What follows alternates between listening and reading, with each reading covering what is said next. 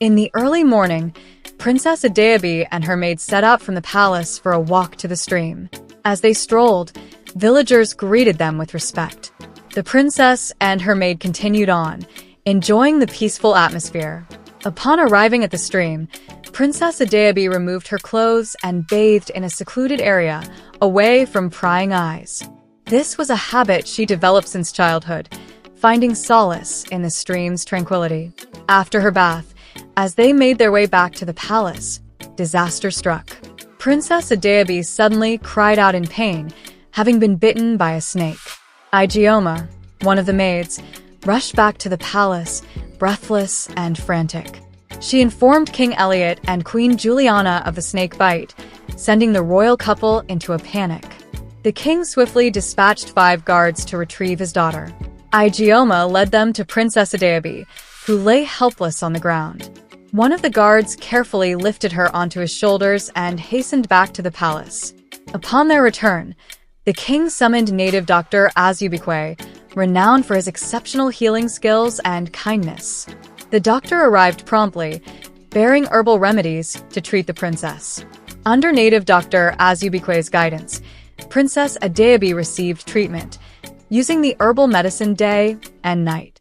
Her condition began to improve, much to the relief of the king, queen, and the entire palace. As Princess Adaobi recovered, her parents ordered a nourishing meal to be prepared to help her regain strength. Grateful for their care, Princess Adaobi thanked her parents, feeling blessed to have such loving and supportive family. Days passed, and Princess Adaobi's condition continued to improve. Native Doctor Azubikwe visited her regularly, monitoring her progress and adjusting her treatment as needed. The king and queen were overjoyed to see their daughter recovering well. One morning, as Princess Adaobi sat in her chambers, she requested Ijeoma's presence. "Ijeoma, I'm feeling much better today. I think it's time I started taking short walks around the palace gardens." Ijeoma smiled. "That's wonderful news, princess. I'll inform the king and queen. They'll be thrilled." As Princess Adaobi strolled through the gardens, she noticed a handsome young guard watching her from afar. His piercing brown eyes and strong jawline caught her attention. "Who is that guard?" Princess Adaobi asked Ijeoma, nodding discreetly toward the young man. "That's Okorie, one of the king's most trusted guards," Ijeoma replied. "He's been assigned to keep a close eye on you during your recovery." Princess Adaobi's cheeks flushed, feeling a sudden spark of interest. Meanwhile, in the throne room, King Elliot and Queen Juliana discussed the upcoming harvest festival. "My dear, we must ensure Princess Adaobi's safety during the festival," the king said.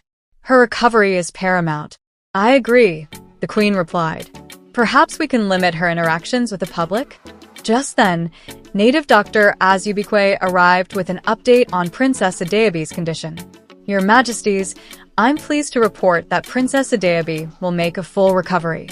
However, she must avoid strenuous activities for several more weeks." The king and queen exchanged relieved glances. "We'll ensure her safety and well-being above all," the king declared.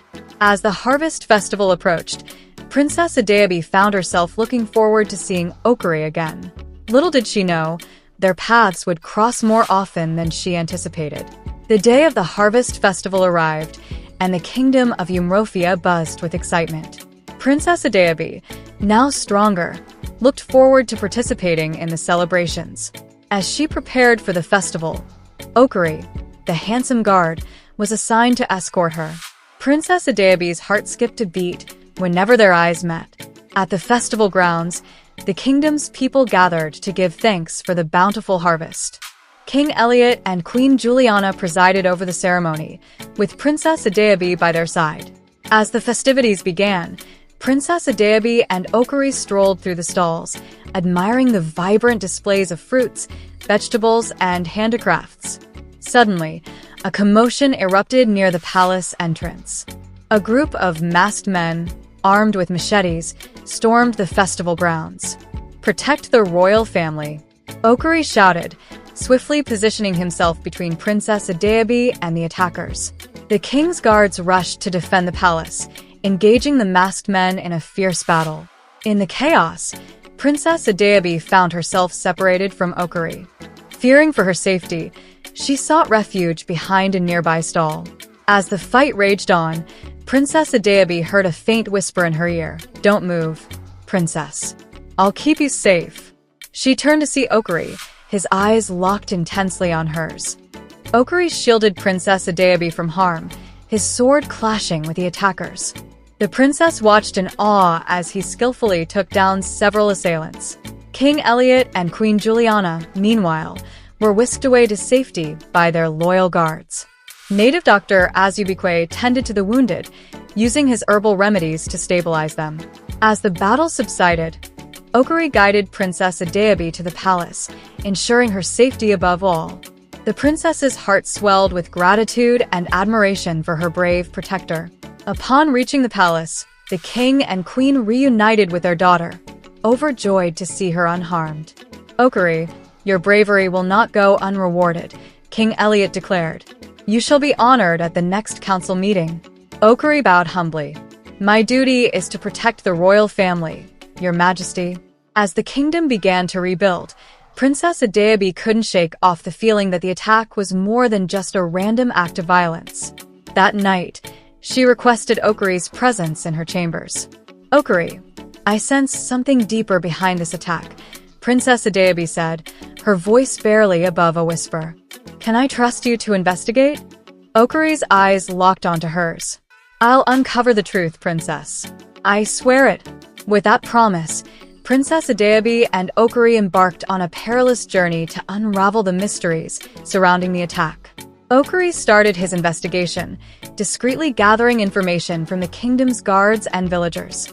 Princess Adaobi provided him with a detailed account of the attack, including any suspicious individuals she may have seen. As Okorie reviewed the facts, he noticed a peculiar inconsistency in the testimonies. One of the palace guards, Hugo, seemed hesitant and evasive during questioning. Okorie decided to pay Hugo a visit, finding him nervously pacing in his quarters. "Hugo, what do you know about the attack?" Okorie pressed, his tone firm but controlled. Hugo hesitated before speaking in a hushed tone. I saw one of the attackers, Okorie. He was wearing a mask, but his eyes, I recognized them." Okorie's interest peaked. "Whose eyes?" Hugo glanced around nervously. "Prince Odudu's." Okorie's expression turned stern. Prince Odudu, the king's younger brother, had long been a rival claimant to the throne. Meanwhile, Princess Adaobi received an unexpected visit from Native Doctor Azubikwe. "Princess, I've discovered something," the doctor said, his eyes serious. "The attackers used a rare, poisonous blade. Only a select few in the kingdom possess such knowledge." Princess Adaobi's thoughts raced. "Who?" Native Doctor Azubikwe leaned in. "Someone close to the palace, princess. Someone with a hidden agenda." Okorie sought out Prince Odudu, determined to uncover the truth. He found the prince in the palace gardens, surrounded by his loyal attendants. "Prince Odudu, I need to speak with you," Okorie said, his tone firm. Prince Odudu smiled, but his eyes betrayed unease. "Of course, Okorie. What's this about?" "The attack on the palace," Okorie replied, his gaze locked on the prince. "Hugo identified one of the attackers as someone with eyes similar to yours." Prince Odudu chuckled. "Preposterous. Hugo must be mistaken." Okorie pressed on.